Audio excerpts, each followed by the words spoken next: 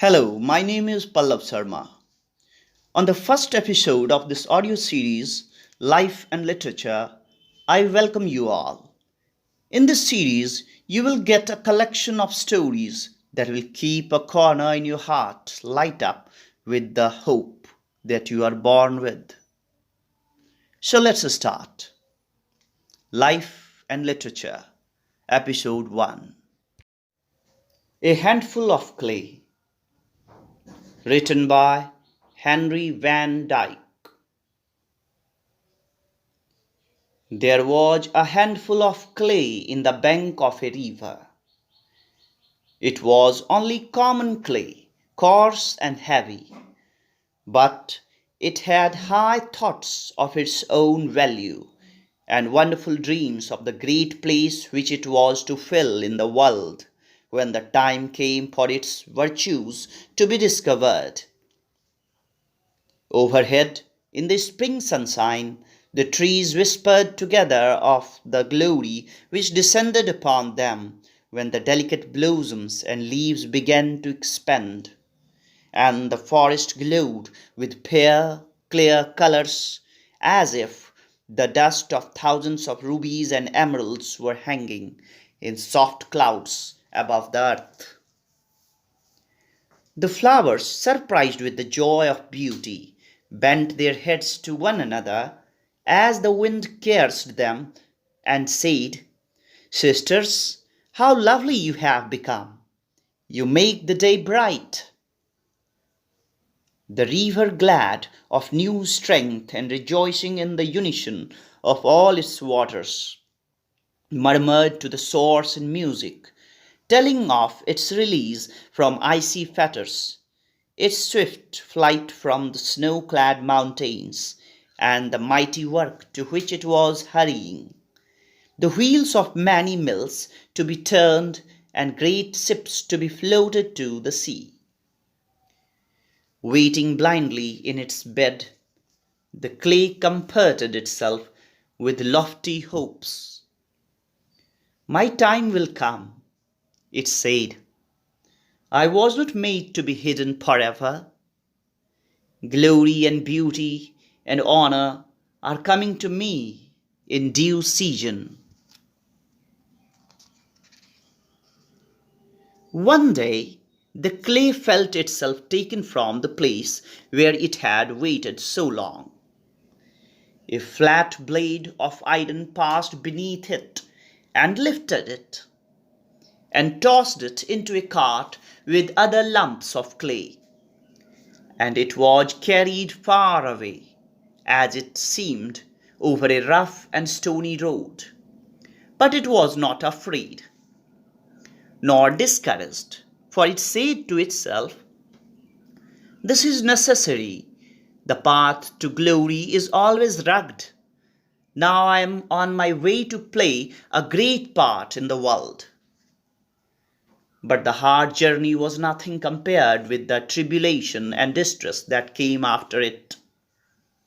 The clay was put into a trough, and mixed and beaten, and stirred and trampled. It seemed almost unbearable. But there was consolation in the thought that something very fine and noble was certainly coming out of all this trouble. The clay felt sure that if it could only wait long enough, a wonderful reward was in store for it. Then it was put upon a swiftly turning wheel and whirled around until it seemed as if it must fly into 1,000 pieces. A strange power pressed it and moulded it as it revolved, and through all the dizziness and pain it felt that it was taking a new form. Then an unknown hand put it into an oven, and fires were kindled about it, fierce and penetrating, hotter than all the heats of summer that had ever brooded upon the bank of the river. But through all, the clay held itself together and endured its trials in the confidence of a great future. "Surely," it thought, I'm intended for something very splendid, since such pains are taken with me. Perhaps I'm fashioned for the ornament of a temple, or a precious vase for the table of a king. At last the baking was finished.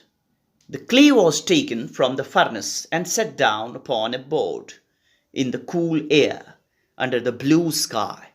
The tribulation was past. The reward was at hand. Close beside the board there was a pool of water, not very deep, not very clear, but calm enough to reflect with impartial truth every image that fell upon it. There, for the first time, as it was lifted from the board, the clay saw its new shape, the reward of all its patience and pain, the consummation of its hope. A common flower pot, straight and stiff, red and ugly. And then it felt that it was not destined for a king's house, nor for a palace of art, because it was made without glory or beauty or honor. And it murmured against the unknown Maker, saying, "Why hast thou made me thus?" Many days it passed in sullen discontent. Then it was filled with earth and something, it knew not what, but something rough and brown and dead looking, was thrust into the middle of the earth and covered over. The clay rebelled at this new disgrace. "This is the worst of all that has happened to me, to be filled with the dirt and rubbish. Surely I am a failure."